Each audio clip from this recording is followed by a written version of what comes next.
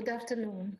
Warm greetings to audience and speakers. My name is Tatjana Batas. I will guide and moderate this session. We are here to share information and discuss about collaborative innovation and R&D. I will briefly explain how our panel will run. It is divided in 3 sessions, and our focus will be on the different challenges of how to efficiently collaborate and support innovative solutions from early to advanced stages. Now we will start immediately with the first session, so let me welcome and present our esteemed speakers. It is Daniella Russo. She is the CEO and co-founder of the Think Beyond Innovation. Daniella has managed many high-tech businesses from startup phase till IPO. Next to Daniella, we have Pratibha Vuppuluri. Pratibha is the managing director of Unreasonable Group. She has advanced experience in banking and in different industrial fields, including sustainable agriculture. Also very welcome to Friedrich Barth, who has a broad experience in environment and chemistry at the global level. And the most interesting for our session, Friedrich established the International Competence Center for Sustainable Chemistry just recently. So, I will open our discussion by giving the stage to Daniella. For start, Daniella, hi Daniella, and can you tell us more about Think Beyond activities? Where are you present? What are the main challenges of your work? Feel free to include Pratibha and Friedrich in this discussion. So, dear Daniella, the floor is yours. Thank you, Tanya, and very nice to see you. And good morning or good evening to everyone, wherever you are. It is wonderful to join you today, and we're honored to be with you. We are going to talk in the next 20 minutes about appropriate financing mechanisms and support for innovators who are creating impact for our planet. So, we will explore this topic from several different directions. The 3 of us work in different areas of innovation. Think Beyond develops an innovation pipeline for the Sustainable Development Goals. And we work in 2 areas: in the early stage innovation, where innovation comes out of the labs and begins the path of commercialization, and later on in the scale-up phase. The Sustainable Development Goals are a unique economic opportunity. They're largely yet untapped, although we see nibbles at different parts of it. But what is unique about the innovation pipeline there is that it's very different than, say, the high-tech market or the biotech market, where the markets already exist and are ready. For the Sustainable Development Goals, oftentimes the innovation has to be pulled out of the labs and directed to address the specific needs of industry or the markets.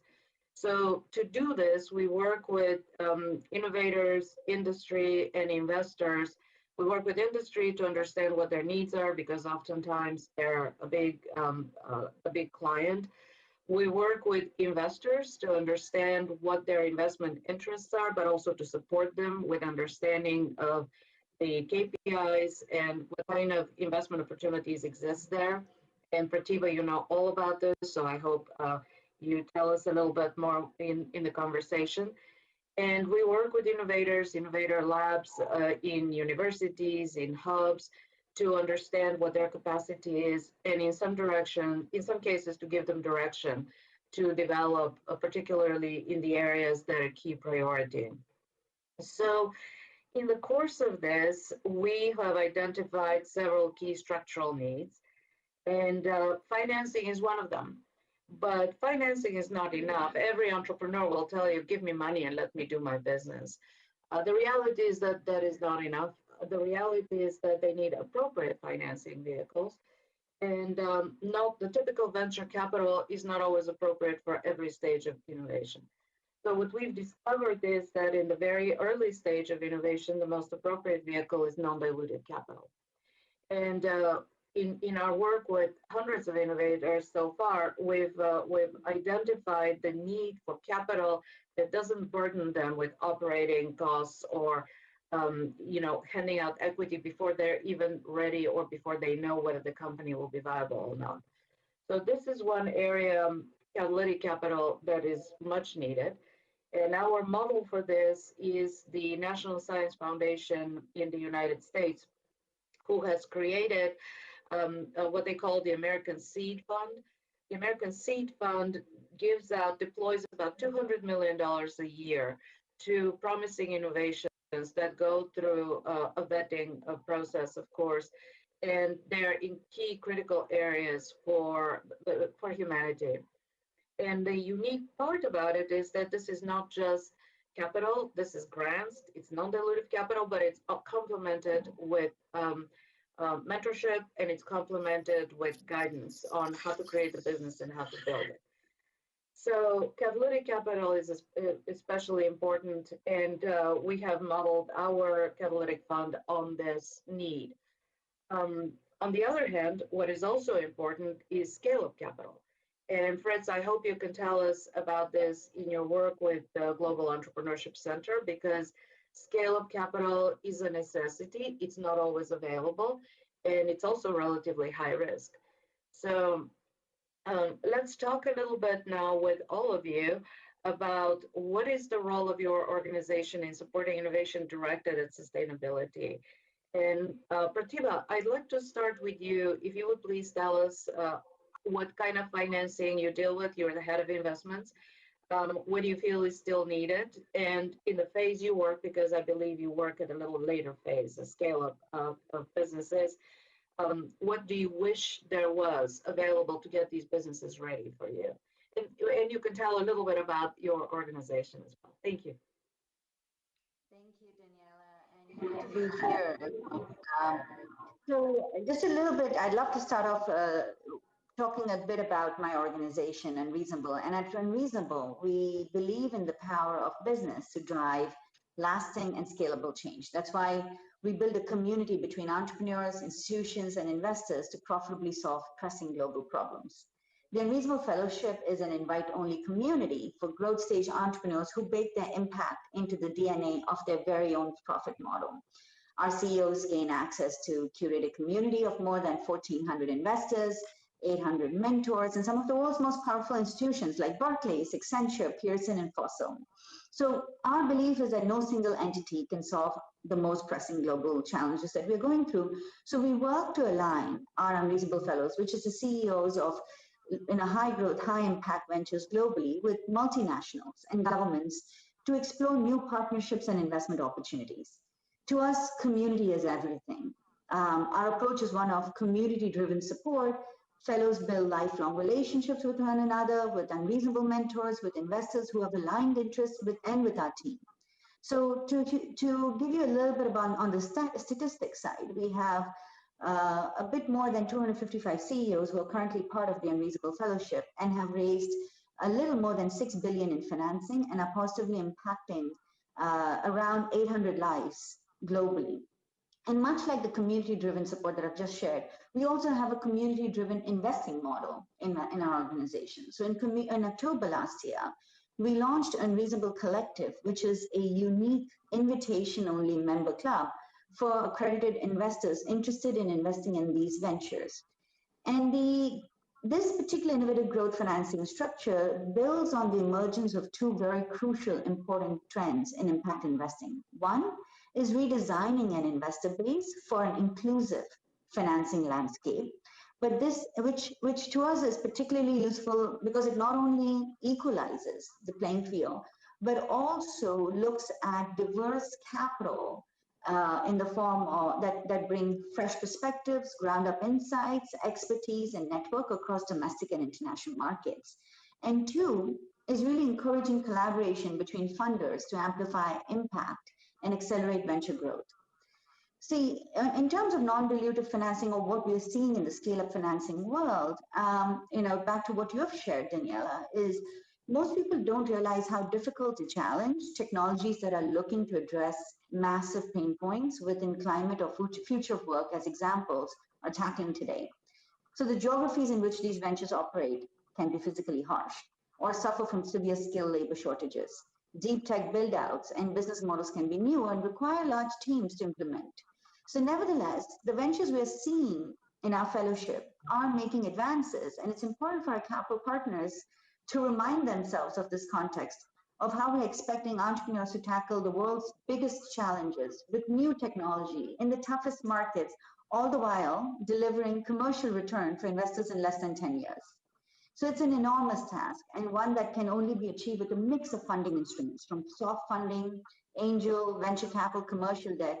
But what we're seeing when you look at the broader funding ecosystem is it reveals a bit of a siloed approach.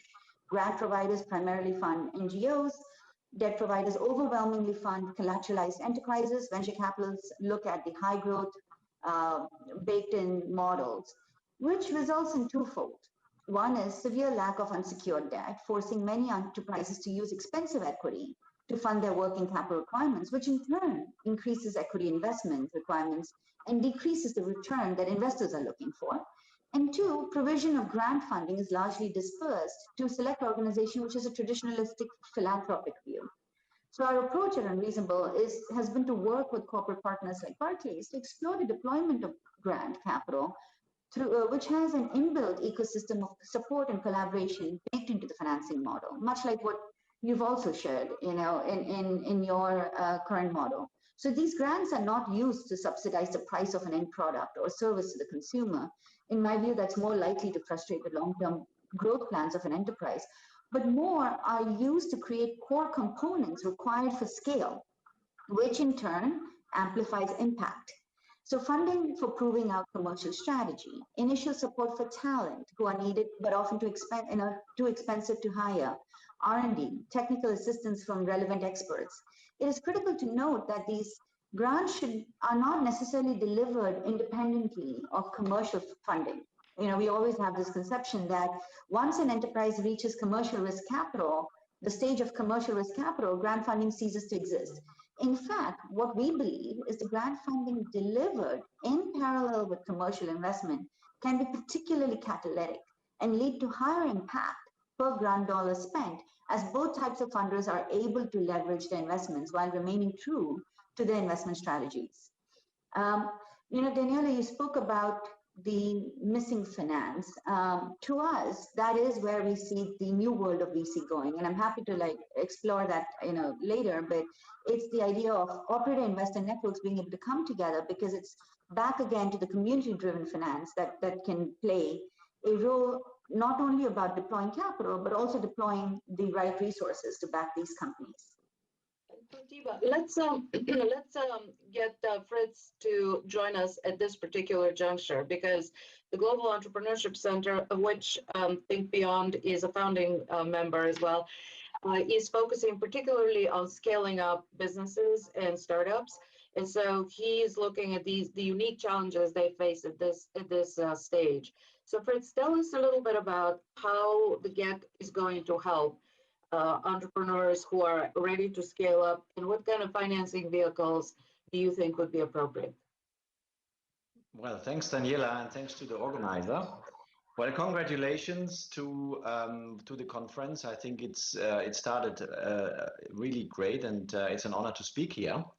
Well, what I want to do is I would like to make, let's say, first 3 points which I think are a real problem today to achieve the transformation we need.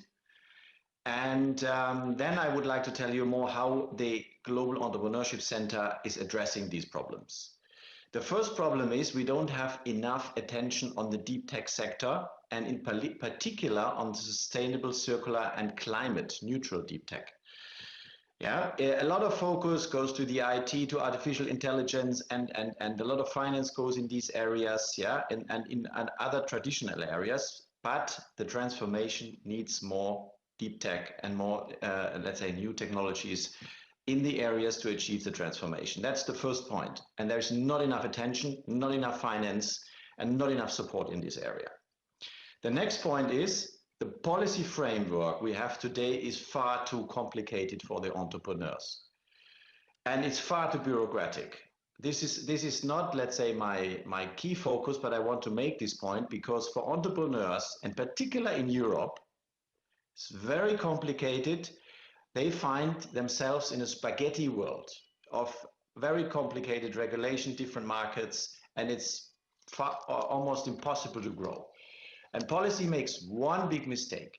They try to favor in their regulations different technologies. Well, now they favor electromobility, for example, which they should not do. They should give the framework and not favor a technology. Third point, we need more patient capital for deep tech in particular. What we have is today, the venture capital world, they look for exits after 3-5 years. The deep tech sector is completely different. There you need to be much more patient and it's much more asset heavy at the beginning. So you need 7, 8, 9 years, 10 years before, let's say, you really have your return. But the advantage once an entrepreneur is really successful in the market, he will not have that soon competitors than in the classical IT, for example, world, because he is really ahead, let's say, with deep tech. That's the advantage of deep tech. So in this respect, we need, let's say, a reform of the venture capital industry. And the venture capital industry needs to look at deep tech in a completely different way.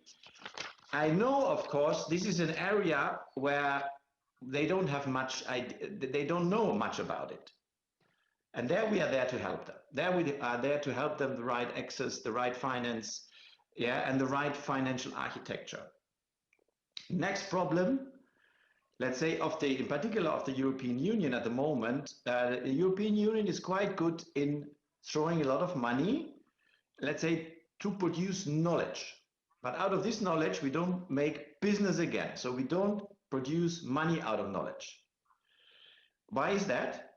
Because 99% of the startups which are created in the European Union are not scaling. So this is a figure which we cannot accept. And we, as Global Entrepreneurship Center, we want to contribute to this change. We will be one of the first centers focusing on technologies, and we look at 4 areas. We will assess them in terms of 4 areas of their transformation potential, of their sustainability with regard to the SDGs. Are they climate neutral? And are they circular? And then what are we going to do? We will be a center who focuses really on the scaling up. So when the companies are coming really out of the seed phase, out of the startup phase, and when they are beyond TL 5, 6, so when they're really ready to grow and ready really to go in the market, then our center will invest in these companies, let's say grants up to 200,000 euro per company, but we will not give them money. What we will give them is scale-up support. For that, we will have an academy, which is more for the earlier stage, which is a 2 times 3 months program, which will be run by Think Beyond based on their experience. And then we will have a factory, which is a 15 months program, individualized after a very careful analysis of the problems of the company in all areas of growth. It can be IT, it can be HR, it can be finance, it can be IHP, it can be all areas. And then they get a very tailor-made support by very senior people who go every week in the company and work with them in the company. So it's not a let's say a seminar program or something like that. Yeah. So this is so it's a really looking to the companies, that the companies which have this transformation potential, that they really can grow. And we will focus on 4 areas. It's agriculture and food, textile, mobility, building and living. Why these areas? Because these are all basic human needs. They are basic human needs are behind that. And we need the technical transformation, not in the luxury areas. Well, of course, in that areas as well, but we need the transformation in the basic human needs areas, and these are these areas. We will start operations in now in June. We of course look for, let's say now we will open our doors, we will open our center, we will open our services. We will start together with Daniella our first challenges over the let's say over the summer, and we would be very happy to have a lot of partners on board, because at the end of the day, in particular the deep tech sector needs much more collaboration than today. They need to come out of the labs, and we need to combine, let's say, also the different sectors and people along the value and the supply chains, which doesn't happen enough today, and we will try to do that. Thank you. Thank you, Fritz. And Tanya, we're getting pings that we need to wrap up. So I know all three of us can keep talking about this, but you need to tell us to stop, right? Thank you very much for all of you. You structured your speeches in a very interesting way. I didn't need to interfere at any point. I just want to back quickly to Friedrich, because you mentioned that the European Commission is investing quite a money for actually developing the knowledge, which at the end of the day does not easily going to the concrete innovative solutions or new solutions or whatever. My question is, what do you think, what concrete actions need to be undertaken to foster and facilitate this in the proper way? You know, to end from the knowledge and science to business. Yeah, there is a gap in the whole scaling support. That is where the gap is, and there is also a gap in risk capital in this area. So the European Union, they start well at the moment with the European Innovation Council, but they need to, let's say, fund also more risk, let's say more venture capital funds, which they have done. I've helped to build up one new fund in the area of bioeconomy, and there, of course, the fund can take more risk because the European Union, let's say, is backing it with risk capital, and that needs much more, because you need lighthouse funders in the market who can take higher risks, and then the more traditional ones will come behind. And of course, you need more scale-up support, like we want to do. Yeah, these are the two major areas where we have the problem. Yes, indeed. But it's not easy to advance, you know, and the focus on financing early stage of development is, let's say, much easier, you know. And it's much easier to set the criterion on which you are going to finance some idea or not. Unfortunately, we have to wrap up. Our time is running. We have another sessions and panelists. Thank you very much for discussion and shared experience. It opens many questions, many areas. You tackled the most important one. And I think that all of us got clear messages about the importance of providing the right support and financial resources for different development stages of new solutions. I think that is the main message for all policymakers and also private sector. Again, I would really thank you for your contribution and active involvement, not only during the session, but I have to thank you for preparation stage as well. And what to say, wish you all the best and nice and successful work in your fields. Thank you again. Now we are going to move. Thank you. So we have to really be strict to our time schedule. So I will briefly move to our keynote speaker. It's my pleasure now to introduce Meg Pagani. We are delighted to have you with us today. Brief introduction from my side. Meg is a young entrepreneur with impressive experience in the field of technology, social innovation, and behavioral change.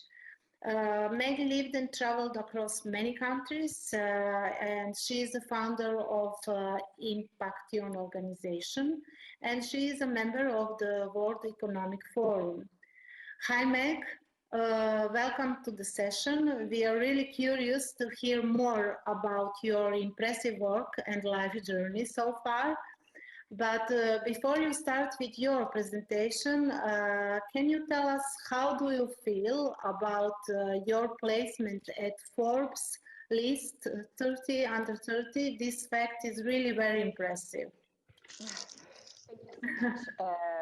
Thank you so much, of course, for this invite. Tatjana, it's a pleasure for me to be here and to be chatting with you. The Forbes 30 under 30 is an interesting one because is one that I didn't see necessarily coming. And when they sent me the notification that I made it to the list, it actually ended up in spam. So when I actually was noticed the day that then they published the list, I was freaking out because at the time I was living in Argentina and I woke up and I remember my WhatsApp having like hundreds of chats and I'm like, something must have happened in Italy or Europe. So and I didn't see email because the email was in spam since about 3 weeks. But yeah, it's definitely one of the achievements that I didn't see coming and that I'm very grateful to have as one of the, I would say, milestones maybe of my journey, but not necessarily the one that I would consider the most important. Mm-hmm. Okay, so thank you, Meg, for your brief introduction. And we are really happy to have you here to see the insight of your life and work, which I have a feeling is kind of a joint issue. But tell us, what is your background? So my background in a little bit of what I wanted to speak with you today is the fact that today I'm most known for my work in technology and in impact and close to there, of course, is sustainable development. So often when I'm asked, what did you study? Most people think that I study finance, for instance, because I'm quite close to the impact investment space as well. And my background is instead fine arts. Which always puzzles a little bit people.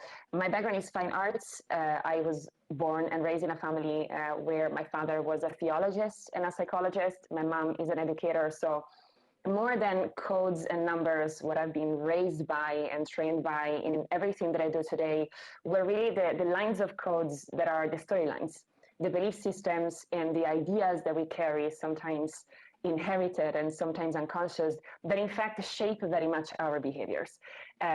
This is at the very core of what I'm doing at the moment because we are experiencing a very big paradigm shift, if we want, in the sector of social innovation and impact. We're seeing that what we have called impact for a very long time or innovation, it might not be in fact aligned with the things that we want to do more of in the world, which is really close also to the other things that I do, which is scaling impact or helping organizations scaling their impact. So yeah, my background is very much on the humanistic side, but I'm happy to serve from that angle, this growing and very important sector for sure. It's interesting. I asking you on the purpose about the background because it's really interesting for our audience to hear and to see these joint skills and expertise in one entrepreneur, which brings obviously you the creativity and entrepreneurial part of your personality.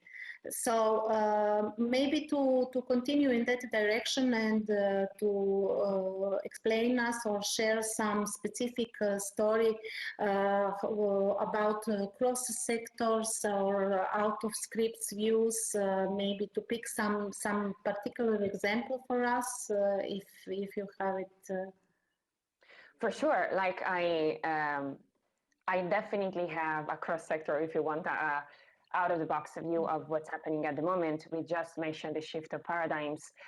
We might not think about this very often, but the sort of shift that we want to make to the economy as we know it today is a shift that has started in various moments of time, but in one in particular. When we say we want a planet-first economy, we first need to ask ourselves, when did we set the economy on the journey that is right now? And how can we go for that planet-first economy from an economy that is fundamentally extractive? Today we live in an economy where we know very well the price of a whale, that whale on a boat somewhere in the world, but not of a live whale where she or he is doing what they are supposed to be doing in an ecosystem that we depend on, as we have seen recently in Seaspiracy, for instance. So when we talk about change of paradigms, we talk about especially in the impact on in the new, for impact economy, we're talking about a complete shift of perspective in terms of what do we devote to. We're talking about, to quote Game of Thrones, for those of you that are nerds like me, we're talking about a moment of the old gods and the new. Like, what are the old gods that we dedicated and devoted with our discipline, with our devotion, with our task as disciples to, and what are the ones that we want to devote to today? And when it comes to impact, and to answer your question, when we look at the things from that side, we know that the type of economy that we want to build now, it's not too much something to be invented. We have sort of this image of innovation being something that we need to look at, like a stretch outward. We're talking instead about a stretch inward, to go back to the roots of the belief systems where at some point we have decided that mankind, and particularly at the time white men, were at the center of the universe, at the center of our ecological ecosystem, above everything else, and with the goal of conquering the wild or dominating the wild, including sometimes other cultures or ethnies. And we're now trying to redefine things, and sometimes I see many people in the sector talking about innovation as this sort of external thing that we need to find or spot somewhere, and instead it's very much a stretch inward. And it's the same thing around scaling impact. It's more about figuring out to go back, okay, why do I want to do this and what for? And the tools that we are at hand might probably be not the right ones, because they respond to a story, they respond to an old gods moment that now we're trying to redefine. So to answer your question, this is one of the perspectives that I definitely carry as one of my banners, to get back to Game of Thrones metaphors.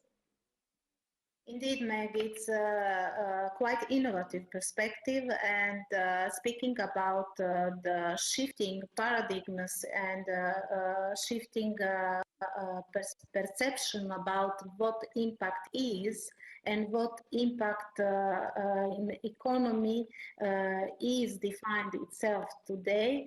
I will refer to your statement that you actually want to redefine value creation. Can you explain what exactly you mean by that? It's probably a phrase that I have somewhere on my website and on my LinkedIn. What I mean is specifically what we were just talking about. We talk about innovation, impact, or value creation in ways that since not very long, actually, since 30, 40 years, have been fundamentally extractive. We're talking about historically value creation as value extraction. So we take natural resources and we turn them into products or services, maximizing the extraction without absolutely taking care at all of replenishment of these resources. We sort of have this, back to the mythology, we have this illusion of infinity. The mythology we have is something that does not include the fact that these resources need to be replenished for them to work. So when I say that I want to help value creation or redefining value creation, I mean that I know that with these type of lenses, and in particular to look at the belief systems and behaviors that come from wanting to do better, wanting to get back to a planet-first economy, wanting to embed impact in everything that we do. So not just the environmental side, which is tricky, but always a little bit more comfortable than the social side, because on the social side, we need to look at how we perpetuate behaviors for certain things to still exist in the economy and still exist in our society. So redefining value creation means to really ask the hard question, is this a solution or a project that should grow, should be scaled? Is this compatible with an idea of globalized scaling, for example, which is another of the things that I do? Is this something that should be brought in every single city of the planet, or would actually be harmful because it's not a solution that is adaptive, or is a solution that installs new behaviors and social norms that absolutely try to override the ones that already are there and that are as sacred as ours. So in this sense, redefining value solution, in this sense, we have, I think, the opportunity to go back to return and ask questions in a new way about, okay, what is it? Value creation, how do we want to create more value starting from this best practice or this project or this organization, which, as I said, it connects to scaling, it connects to ideas of growth. We have this business language when it goes to scaling, right? We need everything to grow more, faster, and as much as possible, and as soon as possible. When you apply that to the equation of environmental and socially meaningful solutions, most of the time, that is the worst thing you can do. You either reduce the actual impact or the quality if you try to go for the type of growth at scale, or you lose sight of the purpose and the ways in which something is done in an healthy way. So these are some of the dimensions that I think are being redefined around the concept of value creation. Value for who? Is it shared value? What idea? Do you have the same pace and idea of scaling and you want to just make it greener? Because that's a paradox. For some of these organizations, scaling the organizations versus scaling the impact is two completely different things. And it's one of my goals to provide as many entrepreneurs and companies and professionals as possible with the tools to understand which one is which for what they have created, and therefore the best way for them to keep creating value better and better. Yes, it's interesting, and thank you for this insight. It really gives another perspective to, in comparison, what I already mentioned, kind of already established definition about value chains, value creation, shared value set, etc. So, dear Meg, can you tell us from your perspective, what is the major thing you believe any for impact leader or organization can do to start actually scale their impact? What are the, let's say, in 3 points, the main steps they supposed to undertake to achieve that goal? Okay, I like your structure. I'm a nerd, so I'm going to go for the 3 bullet points for sure. So the first one would be to understand if what you have between hands is what I call a tech only, a hybrid, or an offline or operational only company. There is ways to figure this out. We help entrepreneurs and projects to figure it out. But it's pretty straightforward if you have a digital only platform versus if you have a hybrid, so digital and offline operational, or only offline operation type of project. The ways in which you can possibly scale for your cost structure are going to be completely different, and completely different the strategies that you probably want to apply depending on your own core assets, etc. I'm not going to get too much in details into that, but that is a very first thing. Second, I would say, why do you want to scale? Because if you want to grow your organization, you see yourself as a leader that wants to become an international manager and go through the types of transformation, if your project is compatible with that in the first place, of course, which sometimes is not the case. If you want to do that, are you sure your goal is to scale the organization versus scaling the impact? We tend to confuse the two things. We tend to mismatch them. And on top of that, there is also a problem from the investment side. Sometimes investors or funding organizations expect the companies to scale, again, the business way, but most of the time social entrepreneurs or social leaders are very much about the land and the territory and the community that they are serving. This does not prevent them, though, to scale their impact through knowledge transfer. Knowledge transfer is the complementary and opposite, if you want, strategy around scaling. One is scaling the organization, the other is scaling impact. Again, not getting too much into details into this because I'm extremely passionate. As you can see, I can talk about this for a very long time. The third point for any entrepreneur or investor listening is your project adaptive? Is your project meant, or have you already identified which elements need to remain the same versus being changed in order to adapt and then maximize the impact and performance in new locations? Sometimes adopters or replicators of something that already works actually perform better because the adaptability of their formula enables cultural adaptation, enables market adaptation, et cetera, et cetera. So that adaptability is something important. If you realize your project doesn't have it, my suggestion for anyone that is listening, there is a very early stage entrepreneur or professional, try to assess these things from the start. Because if you will build your project from the start already with your vision of serving global needs, there is an interesting data for the other nerds like me here. The best, I would say, social enterprises, this is not a study I did, it's Bridgespan Group, one of the main organizations globally that talk about this, say that even the best social enterprises and impact ventures on the planet, on average, reach only 0.5 to 1% of the global need for what they have created, because we're still stuck with very obsolete idea, centralized and top-down ideas of scaling. So the third point I would say, is it adaptive? If it's not, make it adaptive or embed this adaptability as early as you can, because chances are, if you are a full impact professional or entrepreneur, what you have created is needed in a lot more places. And it's up to you and your investors and your stakeholders and shareholders, et cetera, to figure out the best way for that impact to be scaled without being limited by ideas that, again, old paradigms, time to update them for sure. Thank you very much, Meg, for sharing with us your experience, part of your life story, and very useful tips from this another perspective and another angle, thinking out of the box. And if I may say, you are true ChangeNOW spirit. Thank you very much. I wish you all the best in your work and life. Our time is expired for this part of the session. Now we have to move to another fireside chat. Thank you again. And for anyone, thank you so much. And for anyone that has questions or doubts, I'm pretty findable on LinkedIn as Meg Pagani or meg@impacton.org. Throw me your questions. I would be glad to answer to any of them. To share your knowledge and experience. So yes, that's 100%. The spirit. Thank you, Meg. Have a nice day. Thank you. Stay with us. Bye.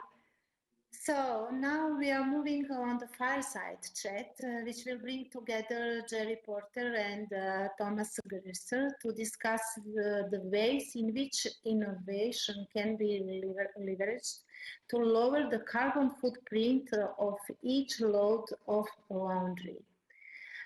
Jerry Porter is Senior Vice President in P&G, and he also takes on the executive leadership position for the innovation strategy for the entire fabric and home care sector.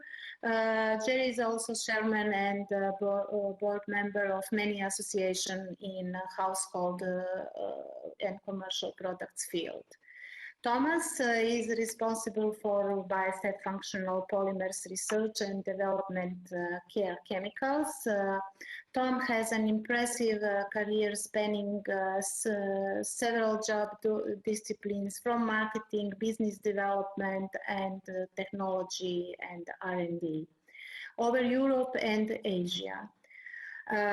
This subject to lower the carbon footprint of laundry seems as a complex subject, but actually it's very lively and has a huge impact to our environment. So I'm really happy to invite our speakers to tell us about their experience in and interesting moments in the creation of these collaborative innovative solutions. I will start with Jerry. Hi, Jerry. Hi, how are you doing? Hi, very welcome to our session. And for the beginning, can you tell us from your experience, what is the level of current consumers' awareness about low carbon needs? And in general, how quickly new habits will be adopted among consumers? Well, listen, thanks for the invitation and for the Fairside chat. Consumers are indeed becoming more and more aware of climate change. And in many instances, it's become a key purchase decision point for consumers. Consumers want to live a more sustainable life. And as such, as we go and talk to these consumers, they really do believe that both companies and brands really have a key place to play in helping them live a more sustainable life and make progress. But they don't want to do this in a fashion where they don't, really lower their standards. There's a job that they need to do. In this case, is washing laundry, and they want that job to be done in a quick and efficient fashion that delivers the end result that they expect as they day in and day out, wash their clothes and uniforms for their kids. They want those to be sparkling. And so that's part then of the challenge. How do you ensure that they can live sustainably at the same time, making sure that they don't have to step back from the standards. And so our brands, Ariel and Tide, are really on that journey then to really decarbonize laundry. And in fact, Ariel is set a target to reduce the temperature by which you wash by 5 degrees by 2025. And Tide in North America is really looking at increasing the number of loads washed in cold water from 50% to 75%. Now you might ask, okay, is that a big deal? But if you really look at the use phase, it is 65% of the carbon or CO2 emission. And so by just making those improvements, then at least from an Ariel standpoint, that would be up to a 35% reduction in the carbon footprint, about 3.5 million tons of CO2 that you could reduce, or 4 million that you could reduce in the North America standpoint. And so there's a really critical role that we can play then, and innovation can play. And one, delighting that consumer, but then also delivering that great laundry experience, even as you turn the wash temperatures back down to cold, even on those tough jobs. Now, you also mentioned it is outside of having great products that allow you to do that and really focusing on sort of the big lever items, you've got to get the consumer to move there. So that does require us to actually be able to communicate with them and get them to actually start to make that move. And so, there are a couple of programs that will be rolling in each of those regions, turn back the temperature in Europe and turn to cold in the US to help engage the consumer that you have those great products and that you can make a big sustainable step by turning back to cold. Thank you, Jerry. Thank you. Maybe to involve Thomas in our discussion. Hi, Thomas. Hello. Great to be with you. Thank you, Thomas. Great to see you. Please tell us, our audience, what are the challenges we need to address to develop, or you need to address in research and development to address or to overcome in order to develop products with lower carbon intensity? Is it demanding? Is it kind of everyday business? Please tell us more. Sure.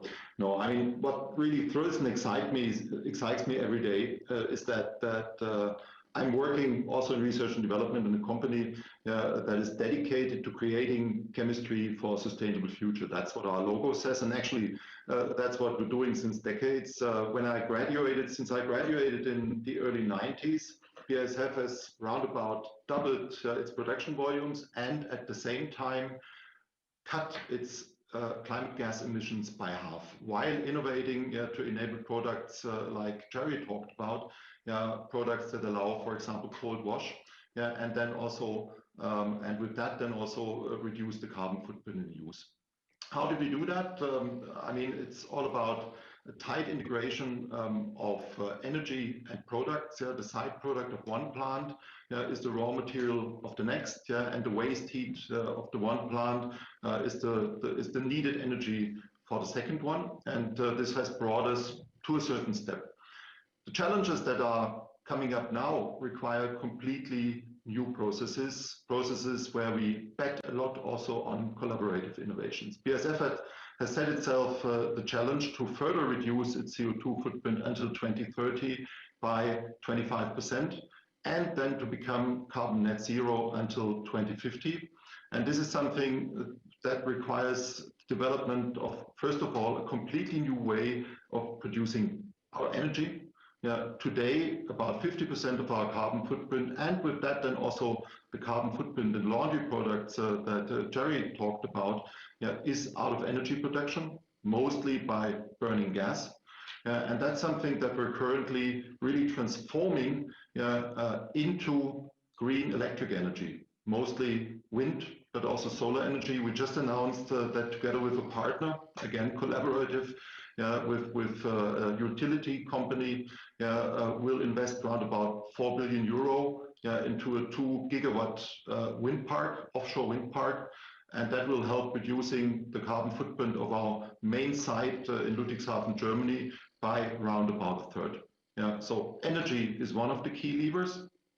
A second key lever is chemical raw materials, chemical products, mostly the chemical-based products. And there, let me just give you one example: hydrogen. Hydrogen is basically everywhere. It's needed for making the surfactants that Jerry uses in his formulations. It's needed for making polymers. It's needed for also making fertilizers, not so relevant for laundry, but very much for the planet. And today, this is a huge source of carbon dioxide. It's actually our second largest. Today, hydrogen is mostly being made by splitting up natural gas methane with the help of steam, and that generates a lot of CO2. What we're developing together, again, in a collaborative approach with partners, is a completely new method. It still takes methane, natural gas, but it can also take biogas, created by fermentation, and it splits it using a small amount of electric energy, green electric energy, into the elements. So in hydrogen and into solid carbon. And with that, when using natural gas, it's carbon neutral. And when using biogas, it's even carbon negative, because you basically take the carbon out of the system in that way. We're piloting that right now already at our Ludwigshafen site, and we will have a commercial plant running until 2030, which will add then with also the energy transformation to, again, significantly reducing the carbon footprint, not just of our production, but also of the products that then are being used by Jerry and others for creating superior consumer products. That's just two examples. And again, I mean, generating high performance consumer formulations and adding to that with a very low to zero carbon footprint really requires working together. That's what we very, very intensively do between our companies, P&G and BASF, but also way beyond. In our case, for example, by engaging with incubators like Greentown Labs in the US, which is one of the largest green tech incubators, where we work together then with startups that look at engineering bio-based and highly performing plastics, also biodegradable plastics, for example, for packaging, again, reducing carbon footprint, but also recycling of materials then to allow to feed back feedstocks into our chemical value chains. Just a couple of examples. And Jerry, I think there are many, many more also with the specific materials that we're using together in our formulations. Yeah, absolutely, Thomas. Thank you, Thomas. The examples are really, how to say, vivid and I think very clear and good examples for our audience. And it's really nice and inspiring to hear such advanced solutions. Coming back to Jerry, speaking about collaboration, since this is mainly our main topic, Jerry, can you tell us, as a big industrial player, as P&G is, how you foster or do you foster the involvement of startups and the SMEs in the innovation development process? And actually, to what extent is this currently happening in the market? Because it's often kind of nice wording. Okay, as an industry, we are collaborating with startups, SMEs, etc. But how is it really working and in the market, or at least in your experience? Please share us some words. Sure. Yeah, well, two things that I want to say. I mean, this whole decarbonization journey that we're on, it is a big innovation challenge that requires everybody working together, and for all great ideas to come to bear. And yes, we are working with some SMEs and smaller firms out in Silicon Valley to look at carbon capture. We've actually got a program on Opus 12 where we've actually put it into the plant where we're learning on if we actually capture some carbon and turn it into some of our usable other materials. And so that is actually underway and in one of our facilities today. We're also in partnership with a program with a company in India where we're actually leveraging their ability to take carbon out of their manufacturing process, turn it into carbonate that we then will use within our powder piece. So those are just two examples. But on top of that, as Thomas has mentioned, I mean, collaboration with our key suppliers is absolutely critical, looking for all solutions. And you know, our focus is really going to be, you know, it's got to be science-based and grounded in what is really going to make the biggest impact. As I mentioned, I mean, the use phase is a huge portion of this, but ingredients is another big component that we've got to make progress on, as well as manufacturing and packaging, to really be able to get to neutral carbon within both our products and within the overall process. And so we're looking for all takers and all players to come and partner with us on this journey. Internally, you know, we're leveraging work with enzyme houses. We're leveraging work with Thomas on new materials as well that are not only more mass efficient, but are bio-inspired or have a lower carbon input, but still highly performing, so we can really drive that performance that the consumer wants as we try to get them to change their behavior and still deliver the delight that they want. And so those are just a couple of examples, general examples of what we're doing. But I would say we're amping it up. We just created another program where we did a big survey across both in Europe and in the US, trying to identify the top 5 to 7 new startups that really had emerging technologies that could enable us to make significant progress on different vectors as we look at our LCA. And we're outreaching to them right now. Some of it will be funding, some of it will be taking samples and seeing what does it take to actually get them to industrialize some of their great ideas. So it's work in progress. Yes, it's excellent. So it means you are proactive in this process. You don't have a passive approach that you are waiting that somebody knock on your door and say, hello, I'm a small entrepreneur, but I might have idea interesting for you. But you are making a survey and inviting or actively searching new solutions and ideas. It's really great to hear. So again, very interesting topic and intriguing one about laundry, you know, but as I said, it's part of our everyday work, and it is influencing hugely environment, pollution, and as a final consequence, climate change. I really enjoy to hear your innovative solution. If I may conclude from your discussion, the most important message is that actually no brand or company alone can solve this or overall climate crisis. So it's also obvious that collaborative participation should be fostered along the value chain and to foster idea generation and the implementation of sustainable solutions. At the end, thank you very much for your kind attention and active participation. I believe our audience enjoyed this interesting panel. Wish you a lot of success in your work and maybe we have some minute for your final line for ending of our session and panel. Thomas, maybe you? Thanks a lot. And I mean, Jerry, you said it as well. It's all about science. Yeah, I think a lot is possible if we collaborate, if we work together, and if we drive what science makes possible to decarbonize.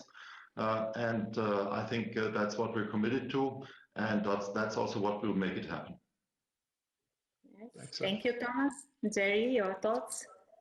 Yeah, and the only other additional piece I would do as well is, you know, we've got to keep the consumer at the center of this as well. And so to the extent that we truly can delight them and deliver what they want and they desire for the job they're doing, then they will change their habits and move along as well. And so we'll create a virtuous cycle where they can live more sustainably.